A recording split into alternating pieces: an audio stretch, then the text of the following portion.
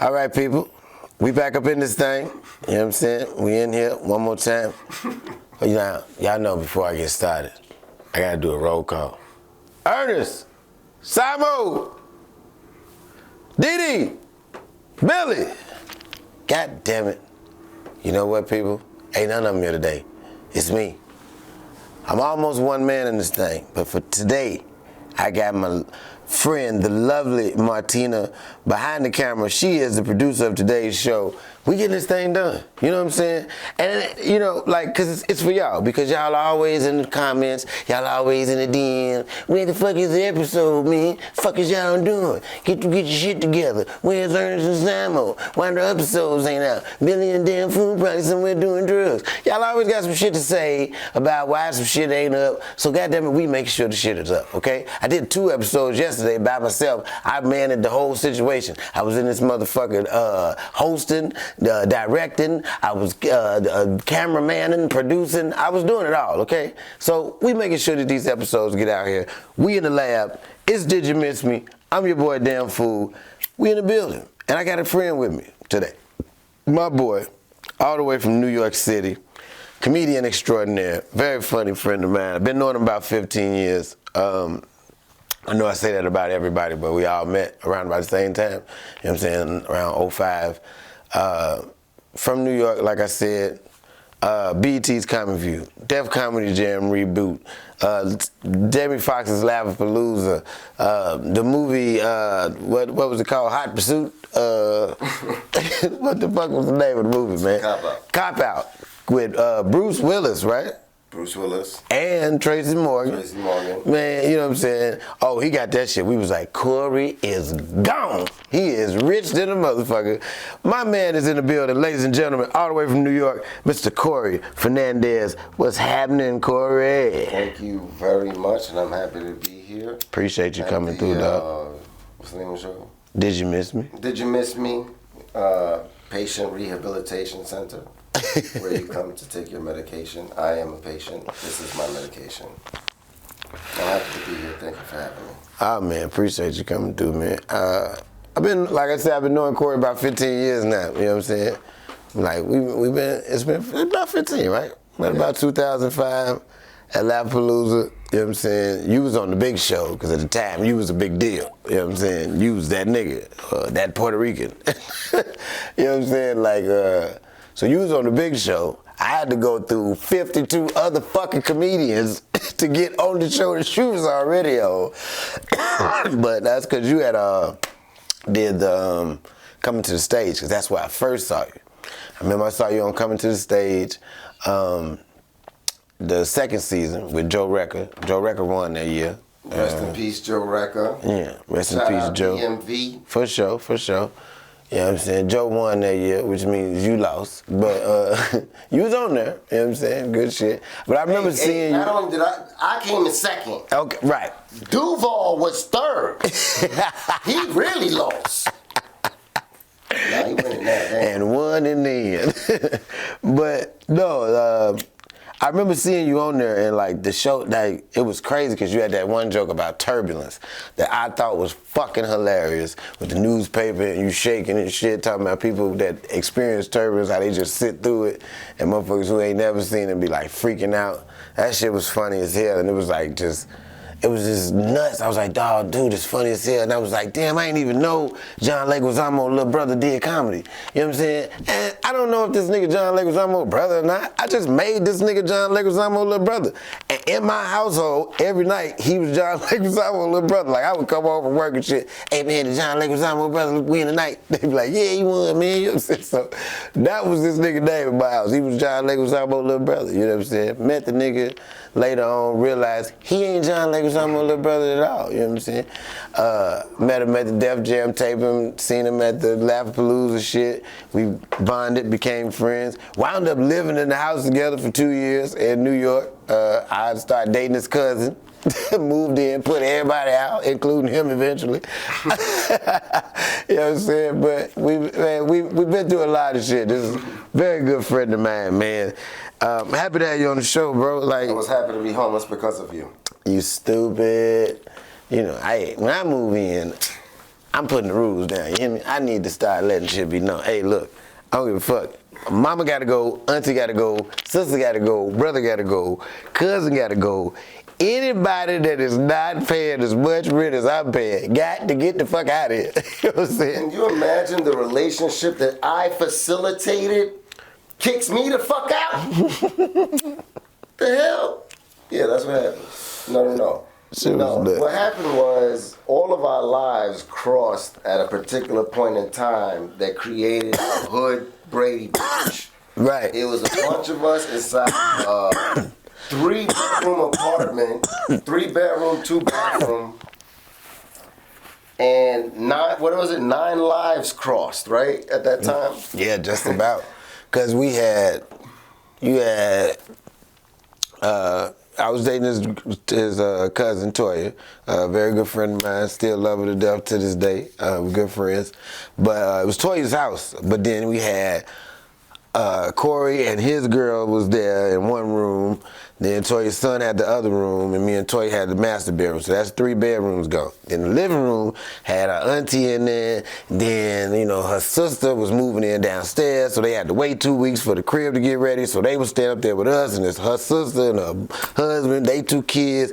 So at one point, it's just like 9 of us all in the crib, crossing paths, Did y'all hear what he said? Me, my girl, him, his girl, which was my cousin, her child, her sister, her husband, their children, all of us up, and auntie. And an auntie, right. Auntie. I never knew her name. We just called her auntie every day. And it was like being in prison. Like, she was like the one tough-ass nigga in prison that you don't say shit to. Like, hey, man, don't fuck with Killer T. That motherfucker don't like to be talked to. He just eat his cereal and he go back in his cell. That's how she was. She slid up and down the hallway with her New York bop, you know what I'm saying? You say hi to her, hey, what's up, auntie? And she just grunt and keep it moving, nigga, like she wasn't fucking with nobody. She didn't even answer your ass. She didn't speak any word or language. She just grunt and walk by you. That's what she did. Like, yeah, she only talked to Toya. Like, nobody else, she ain't talk to nobody or the kids. Like, she didn't speak to, like, nobody else grown. We didn't get no conversation out of her. Basically, Queen Latifah and set it off bullying everybody in the apartment. That's fucking including Toya, who was on the lease. Right, the landlord, pretty much, because it was 18 of us there. But, like, eventually, you know what I'm saying, like, everything kind of cleared out. Cory and his girl got a crib. It was just a moment where everybody's lives crossed, and it was a family moment. That's what I always loved about living there with y'all in New York. It's like, it was a family, you know what I'm saying? Like, Toya and her sister and they family was tight-knit, and then, like, that's Cory's family by marriage. Everybody, like, married in together, and it's a whole hood, goddammit, Jerry Springer, Brady Bunch type of story, but that we not finna get the fuck into. But they was real family, and it was real family oriented. Everybody stayed there together. You can leave the doors unlocked. The kids can run up and down the stairs all day. Well, you can go downstairs, get some sugar if you needed it. Like, it was just, you know what I'm saying, a whole hood New York family environment that I love. Like, I fell in love. I was already in love with Toya, so it was like I fell in love with the situation, and it was like I wasn't leaving. I was gonna be there forever. And then, something happened. I don't know what the fuck happened. But and then I probably lied or something. And then he kicked us out, y'all. Right. He kicked us all out, and then I had to call him and be like, hey, did I leave a pair of sneakers over there? He's like, I don't know. Let me check. I'll call you back. Shit was crazy. So, New York, what's New York? I remember another person that I'm from your family I loved a lot was your grandma. I remember the first time I came out here, I had called you on the phone, like, man, I'm coming to New York to visit, and you had me meet you at the crib, and, like, this is when I realized Cory wasn't rich, because he had me meet him at the crib, and, like, I had just seen this nigga on TV, and then we did a show together. Jamie Foxx was there. Jamie Foxx knew who he was. They was hugging and taking pictures and shit. I was like, this nigga is rich as fuck. You know what I'm saying? And then he was on Def Comedy Jam. They picked him to be on that shit. Like, I was hanging out with him and Kid Capri. I was like, man, God, man, this nigga's my age. He's fucking amazing.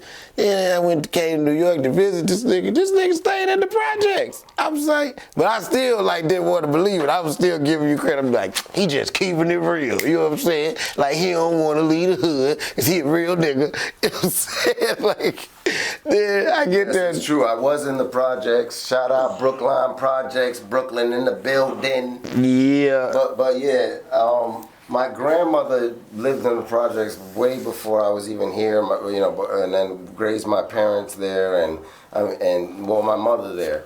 And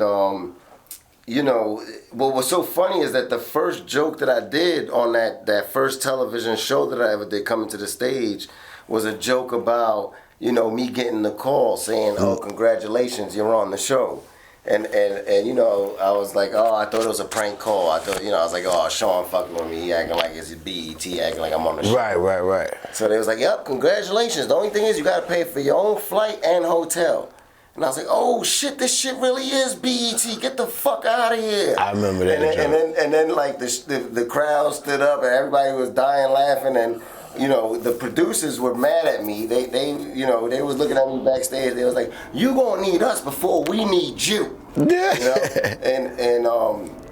it hit so hard because everybody went out there to be on this competition show, and we all had to like come out of our pocket. There was no expenses. So they ain't pay for nobody's shit. Nah. So you had the exposure, and from the exposure, you did a lot of shows on the road because of it. But you didn't get paid directly from it, so you might have ran into me right after. But yeah, that's how it was, though. Back then, BET stood for we'll give you the opportunity, but we bet you can't make it. Like, fuck out of here. And then you think the following year, they were like, all right, let's change it, let's compensate. Right. No, the following year they just put up a clause in the contract saying you can't talk about our affairs. Oh wow! By the time I did BET, they was paying niggas. I was so happy. But I remember meeting your grandmother. Like, I came over there that day, and you wasn't there yet. You was somewhere. I don't know if you was getting back in town or you had went somewhere else. So I had to like wait till you got back, and she like. She had like a very broken English accent at the time, you know what I'm saying? She was just like, Corey's not here, but you sit in the kitchen. And she like in the kitchen and like disappeared for a little while. Then she came back, and like when I turned and looked behind me, it was like a big ass picture of Jesus on the wall, you know what I'm saying? Like Jesus was like right there chilling, like just on my ass, like staring at me. I was like, oh shit. And it was like candles and shit. And it was like the shit you see in the movies. I was like, oh shit, I'm in a real New York, Puerto Rican house. Church. I was like, I'm in a real New York, Puerto Rican house. It's candles and shit. You know what I'm saying? I was excited to the motherfucker, like, you know what I'm saying? And I remember that one time she came in the room and she said something. She was saying something. She opened the door and was like, Cory, something, amigo negra. I was like, did she just call me your little nigga friend? Like, you know what I'm saying? I heard amigo and I heard negra. I think she just said your nigga friend. I don't know. I'm not sure, but like, I love grandma. She did say that. That would have been more fucked up because then she would have been calling him a girl too. Hell no. Black female friend. Black female friend. That would have been fucked up. Okay. That's more than one. But no, I mean the truth is that a lot of people from the Caribbean are racist. Like Puerto Ricans are racist, and like Dominicans battle it out with Haitians. They share the same island. And, when they come from that background, my mom, I was supposed to have an older brother. My mom got pregnant by a black guy, and my grandmother forced her to have an abortion. Oh. Yeah. Yeah, they got real. It went real Oprah like for a second, like, wow. You know what I'm saying? Oprah, in your face, let's talk about it. You know what I'm saying? That's when you coach somebody before the camera start rolling, and then before you know it, they're like, yeah, and then he touched me when I was little. Like, I had no idea this was finna go that way. But, no, that's real shit, you know what I'm saying? And it's like that.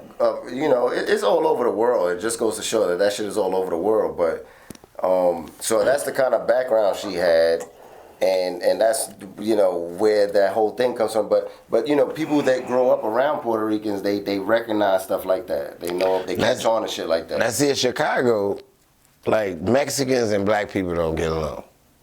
Like you ever notice when we be in LA, I'm always like real leery of Mexicans and shit, and everybody be like, man, what the fuck wrong with you? Like in Chicago, we don't get along, but black people and Puerto Ricans is like, you know what I'm saying? Because Puerto Ricans is Mexican niggas to us, you know what I'm saying? So, like, you know what I'm saying? Like, Chicago racist as hell, so we, like, the way we think about shit be weird as fuck. Like, it's just Mexican niggas. So, you know what I'm saying? But yeah, like, we always cool with the Puerto Ricans, you know what I'm saying? Yeah, what it is that like, you know, it's similar, you know, there's natives from here that, you know, from either the mainland or from the islands that, you know, you know, got involved with the Europeans and the slaves, and so supposedly we're a third native, a third European, and a third African, and you know, a lot of the cultures, you know, like Dominican Republic, Haiti, they're the same, similar, you know. Goddamn nationality gumbo in this motherfucker. Yeah, so you know, a lot of them countries, man, they speak a lot of languages, you know. Like I went to what was it?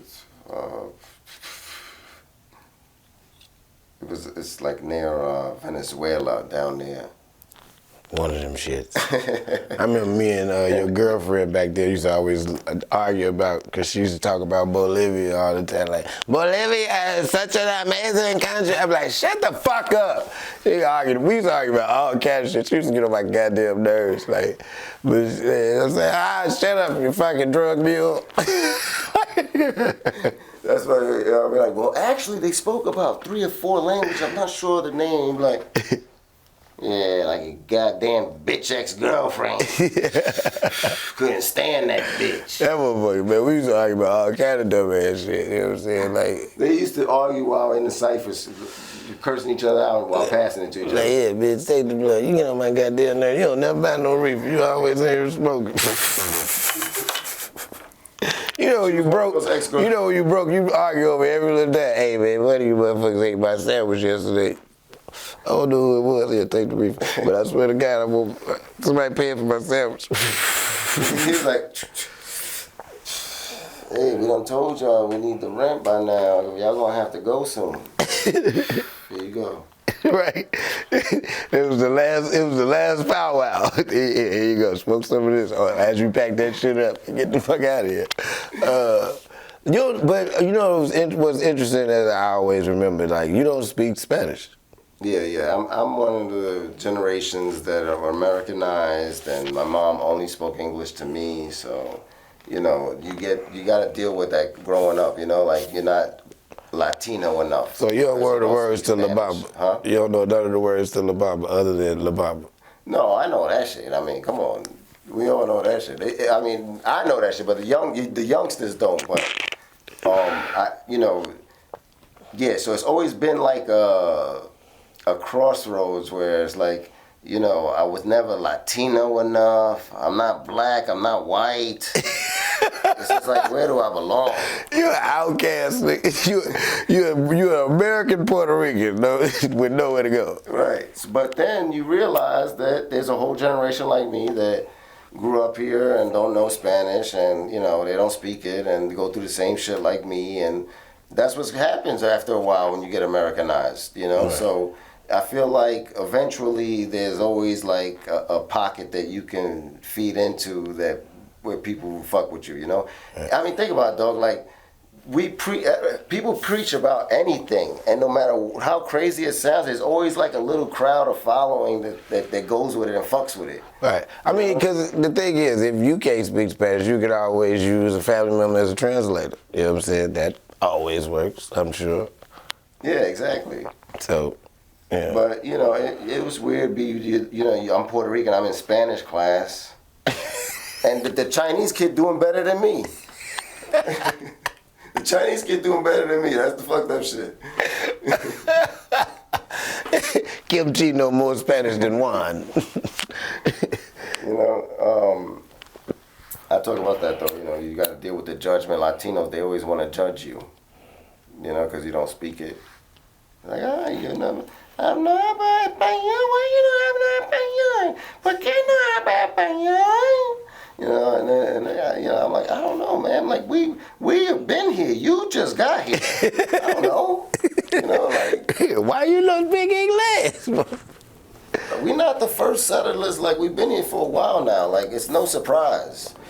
But I think they kind of like, you know, feed off of like trying to make you feel less than them by, you know, showing that they know it and you don't. So it's like a power trip a little bit. I think they feed off of it.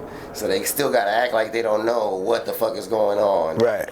You don't speak Spanish. But now, you know, I don't even give them the long answer. Now I just give them. I cut straight to the short. I'm Filipino, bitch. I'm Asian.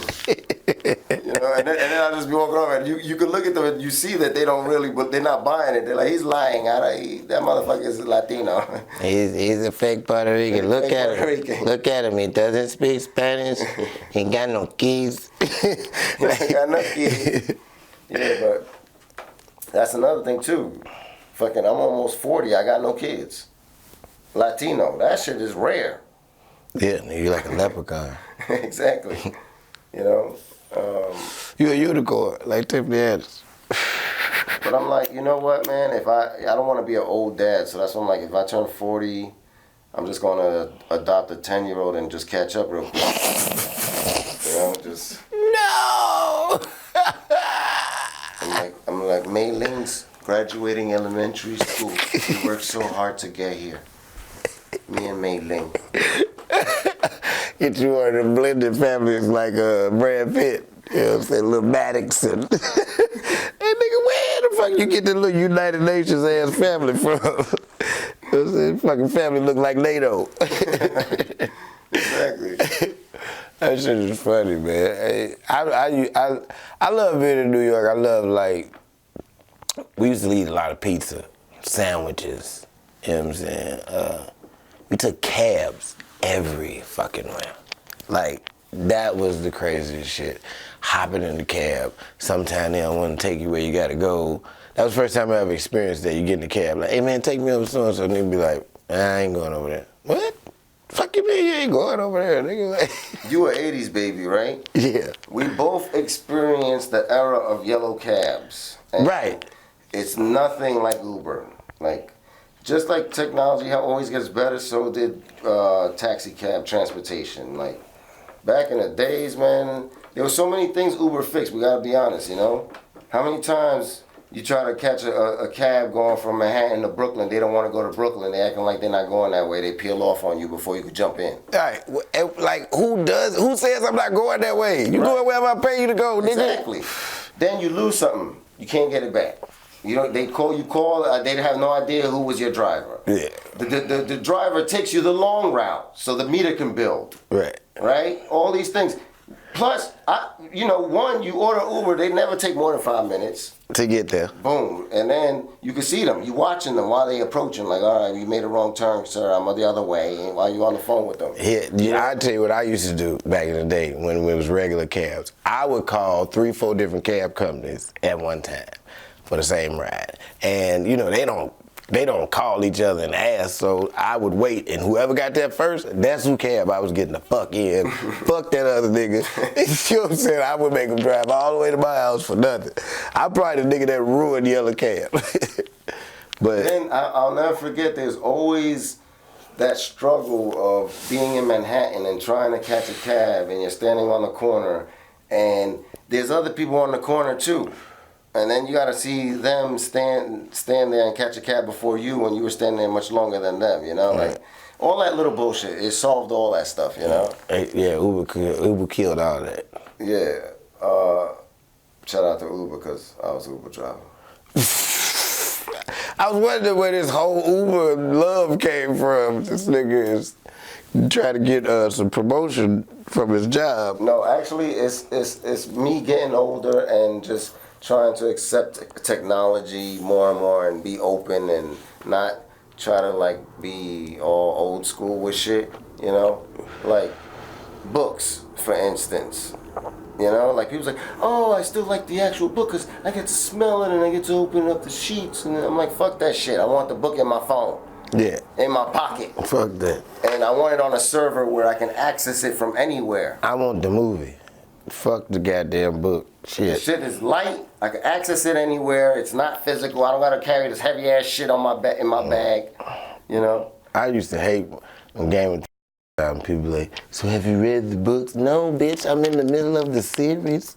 Like, fuck, I'm gonna go back and read the book for and imagine what's there when I can just watch every Sunday and see what's there. Fuck it, y'all talking about? No, I'm good. I don't want to read the book. That is a PSA, y'all. Don't read. Don't. Fuck that. There's so many reasons not to. They have books Watch the on dramatization. audio, on tape. You can get the book and play it in your car. A nigga will read it to you. And then John turned the corner as he ran through the catacombs of the alley. You know what I'm saying?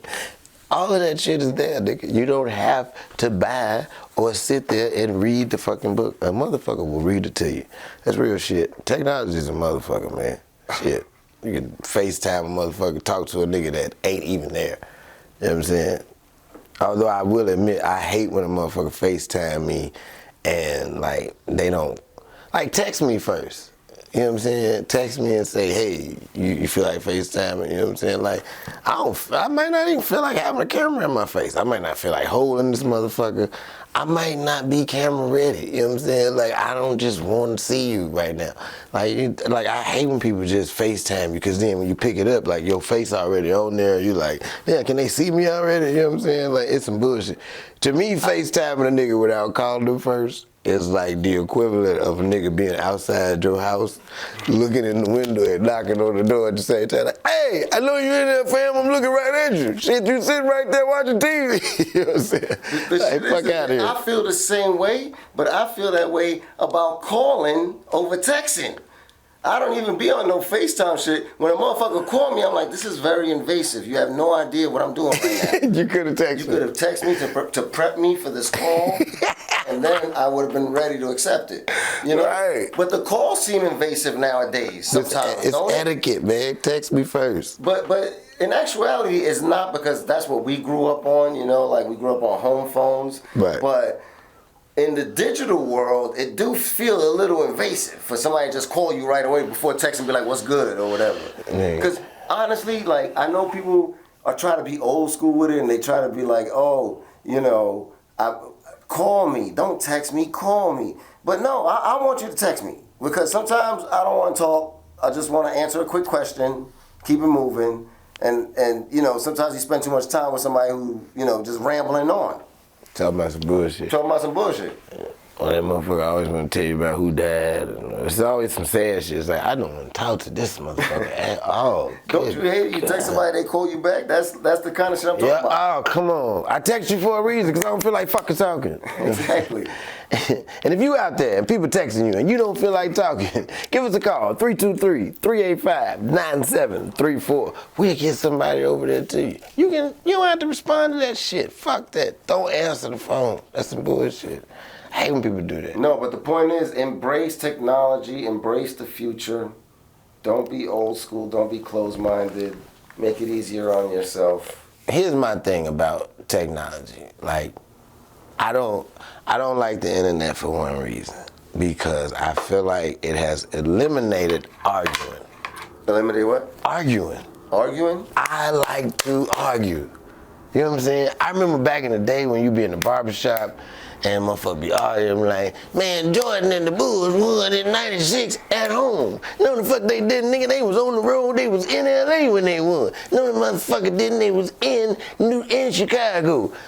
Now, y'all arguing back and forth. You gotta go home and think about it. And the next time you see that nigga, you gotta tell him, nigga, I saw this, I looked the shit up now. Yeah, guess what? It was '96, nigga, then you gotta prove it to this nigga. Now, you can't do that. Ain't no argument. Soon as you have a disagreement with a nigga, it was 96, no, it's 97, nigga, I'm finna Google it. Hold on 1 second. No argument, no nothing. Now the answer's out there. It's all over. The debate is over because of Google. Fuck Google, man. I want to argue with a nigga. No, Corey, I want to argue. I think on the contrary, my ex found out that I tried to holler at another chick off the internet, and it caused a lot of arguing. So I think the internet has introduced a lot of arguing.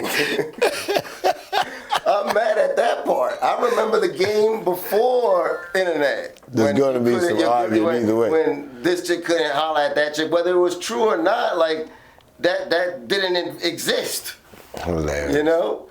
Look, man, check it out. We got to pay some bills around here. You know what I'm saying? We'll be back. It's Did You Miss Me? Listen to me, people. Patreon subscribers, we've been watching y'all. Y'all been watching us. We've been making moves for y'all. You know why? Because we won't give y'all exclusive shit. Because y'all deserve it. Why? Because y'all are investing in us. Let me tell you what we got, Patreon. Uncut, unadulterated stories that'll never, ever, ever hit the airwaves. Just y'all ears and eyes will be able to view it. So guess what, people? $20 subscribers. We thank y'all. $2 subscribers. Come on now. Come on. You got to come on now. I know you're getting money now. You know, I know. I'm motivating you motherfuckers to get the money. So come on, people. Drop that bread off on us. Damn food is in this bitch. He's sprinkling tidbits of motherfucking unadulterated juice in you bitches. Like, what y'all doing? $2 subscribers? Come on now. Step that bitch up. $20 subscribers? Man, what's in tune for y'all? I want to tell you right now. But you can't. I can't tell you. They gotta see it. They thought I was dead, bitch. I'm still here. Don't you say. See, that's another goddamn story. Subscribe. Dead man walking. Ask for that story. Dead nigga. For all y'all that's been asking, there he is. He's still around. He's Dave still Ruffin around. has not left the group. All right, people, we back up in this thing. I got my man Corey Fernandez in the building. This Did You Miss Me? The best storytelling podcast in the fucking world. You know what I'm saying? Like we were saying earlier, at one point in time, like, me and Corey all lived in the same house with, like, him and a bunch of his family members. That shit was crazy because it was like, I was dating your cousin, and it was weird because it's like, we friends, that's your cousin, I'm dating her, we on the road, you know, shit happens, you know. Yes, exactly. Corey had a few heart-to-hearts with me, you know what I'm saying? You know, it's hard being a performer and you know, you get attention from audiences. It's a lot more attention than a regular person with a regular job. I don't mean to put it like that, but you know what I mean, like someone who is not in the spotlight. So, you know, you do endure more pressure and temptation than the average person. And of course, damn fool endured some of this pressure and temptation in front of me when he was dating my cousin. And, you know, I used to try to, you know, approach him and tell him, hey man, you know, I can't let you be, you know, just trying to holler at girls in front of me like that, you know, dog? And he used to just be looking at me like, hey man, I'm not about to have this conversation right now. Yeah, girl, so like I was saying, let's go. They could just walk off with the girls. Nigga, it was difficult, man. It was hard. It's like, you know, it's like, it's my man's, but at the same time, it's like, you know, I remember the first time he came to me with that shit, like, hey man, look, you know, Toya's my cousin, and you're my friend. You know what I'm saying? I was like, hey man, you know what? That bitch you fucking, she's somebody's cousin too. And the other bitch you fucking, she's somebody's sister, she's somebody's auntie. You know what I'm saying? Like, it was like, nigga, don't you come over here with your judgment finger. You know what I'm saying? But like, it all worked out. We worked it out, we figured it out. You know what I'm saying? Like, that shit was crazy. It all worked out. We stopped going out together so I wouldn't see it. Exactly. You know, we found a way to get around it, goddammit. I remember that time we had what was it, tequila with the scorpion in the motherfucker? The infamous Scorpion night. That was the night we kept calling this nigga Scorpion King. Cause we had a friend that lived next door named Jonathan. You know what I'm saying? Jonathan was Russian, German, something. Yep. Russian. Didn't know he was Russian. I had no idea he was fucking Russian, because that's how New York is. You be talking to a motherfucker for years, you don't know his shit. You just think he regular. white or regular black or some shit until you hear the nigga talking to somebody in his house and he's and all that shit, and you be like, whoa, this nigga something else. You know what I'm saying? So one day, he just happened to say some shit to his daddy in Russian. I was like, man, what the fuck was that? He said, oh yeah, I'm Russian. I was like, I thought you was a regular white person. You know what I'm saying? So whatever. You know, he come out the house one day, he got some tequila straight from Spain, but it's got a scorpion inside of it. This shit been in his daddy's house for 20 years. He decides he wants to drink it this night because we out of liquor. So he go and get the thing, he bring it outside, we pop the bottle, we drinking it. It's finna be a good time. This nigga's Puerto Rican, he can drink. I can just drink. I don't know what the fuck, you know, it's probably some Irish blood down the line somewhere or something, but I don't know why the fuck I drink the way I do and can handle it, but I can't. So we out there drinking. His cousin, she black and Puerto Rican, she drinking like a motherfucker. We all drinking. We drunk. We fucked up, okay? Corey's having visions and shit. The scorpion talking to him from the fucking bottle, telling him that he need to drink him. You know what I'm saying? He keeps telling me, the scorpion says I have to drink it. And we trying to fight him to keep him from getting the scorpion. You ever had a motherfucker so drunk that they trying to get to the bottle to get more drink and you fighting them to keep them from the bottle? That was the kind of night he was having. We fighting this nigga to keep him from getting the bottle. Like, no, Corey, no more. I have to drink the scorpion. And he kept trying to like drink the scorpion and all this shit. It was talking to me. I had a vision. All this crazy shit. So I'm drunk. My dumb ass, I'm out planking on people's driveways and fences and porches and saying, take my picture, take my picture. I'm drunk as hell doing dumb shit. Then we got there. I had a show in fucking Jersey. We got on the train, drunk as hell, rode the train all the way to Jersey. We used to play this game on the train.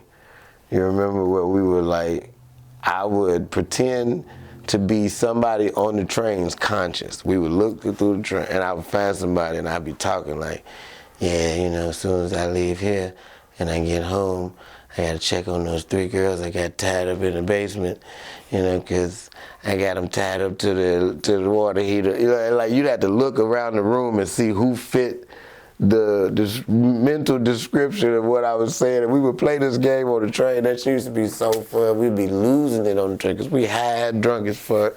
So we drove all the way to Jersey, which is probably like, what, hour and a half on the train? Right, yeah. You know what I'm saying? We get out there There's and so many personalities on the train, like you run across everybody, all ages, from all over the world, you know? Everything. I used to play this game with myself on the subway where you would judge people, of course, being from the city, you judge them by their sneakers. Okay. Like, the nicer their sneakers, or the more you respected them, the more fucked up the sneakers were, the less respect. Right. You know? Or you could tell where they was from. Yeah, so, you know, I used to tell people, you know, my sneakers used to get fucked up and I couldn't buy new ones, so whenever I didn't want to be judged, I would just hang out with the hipsters. Right. So that way I would blend right in with all they fucked up sneakers. Exactly. You know? Don't change your sneakers, change your friends. That's a lesson in life, man. If you ever feeling shitty about life, it's not because your sneakers are fucked up, it's because the crowd you're with is making you feel like your sneakers are fucked up because they're judging you. You need to go find some hipsters whose sneakers are fucked up just like yours and everybody can fit in and blend in together. Nigga, that train ride took forever. We finally get to fucking Jersey, and my girl is drunk. His cousin, my girlfriend, she's out of there. I'm out of there, but I'm pulling it together because I gotta do the show. She is placid, right? So all the comedians start going up. They going up. They ain't doing the best job, but she is having an issue with how bad it's going. They on stage, she yelling from the back, oh my God, this nigga is terrible. Why is he even on the show? Oh, wow, this is crazy. Then next dude go up, oh my God, he is, baby, when you going up? Baby, these niggas terrible. Oh my God, I can't. When is damn food going on? I'm like, oh fuck, I'm about to get fucked up. My manager is there. The promoter is there. She done cussed out my manager. This nigga is amazing. You don't even know how good he is, and you ain't doing shit. You fucking up. We could have all been rich by now, and living on the island. He could have hold his own island, but you fucking up. Like she going off on my manager. Then, like she going on the promoter. Like this show ain't shit. You done booked all these niggas and they terrible. Bring damn fool up. Let him do his thing, cause this is bullshit. Get him on the stage, please. This is fucked up. Hurry up. So we arguing back and forth with the promoter. He mad. Fool, you need to control your girl. Hey man, I ain't got control shit. She a goddamn grown ass woman. If she want to talk shit, that's what she gonna do. Now I'm trying to defend her. You know what I'm saying? Cory drunk, still trying to find the goddamn scorpion. Where the bottle at? I gotta drink the scorpion. If I drink the scorpion, I will have the scorpion powers and I can fuck everybody in here up. We like, take this nigga to the car right now, cause he is the fuck out of there. You know what I'm saying? So we arguing back and forth. Finally, the host is ready to bring me up. I gotta go on stage. I go on stage, I do the show. After the show, dude mad as fuck. He don't wanna pay me. He pissed. I'm pissed, my girl pissed, my manager pissed. Cory still trying to find the goddamn scorpion. Finally, they give me my money. I leave the motherfucker. You know what I'm saying? I'm like, man, fuck this bullshit. 4, 5 years later, I'm back in Jersey. Cory done hooked me up with a show with this dude who was like a stripper / promoter / comedy dude, the nigga with the glasses that always wore a shirt unbuttoned all the way. Was that Cameo? Cam, that nigga, this nigga here. So he hooked me up with a show with this nigga. I get there, I do the show, everything was over with. It's time to get paid. Cam tell me, hold on, I gotta wait for my man to come back here with the money. I'm like, all right, well, who is the nigga with the money? Why the fuck the man come back there with the money? It's the same goddamn promoter from the show in New Jersey where we drunk and my girl cussing him out and talking shit and all this shit. And then Cam tells me, man, he said he ain't gonna be able to pay you because of some shit that happened. Ooh, man. And that nigga looked me dead in my eyes and he said, did you miss me? Goddamn. We took this motherfucker all the way around the world and brought it back, dropped it off on your ass. I got my man Corey Fernandez in the building. It's a Did You Miss Me podcast with your boy Damn Fool. DD's not here. Billy's not here. They in the wind, you know what I'm saying? We getting money. But we got Martina holding it down for us. On the producing side, Damn Fool's in the building. Corey Fernandez is in the building. It's a goddamn show, people. That's a goddamn wrap. Appreciate y'all. See you next week.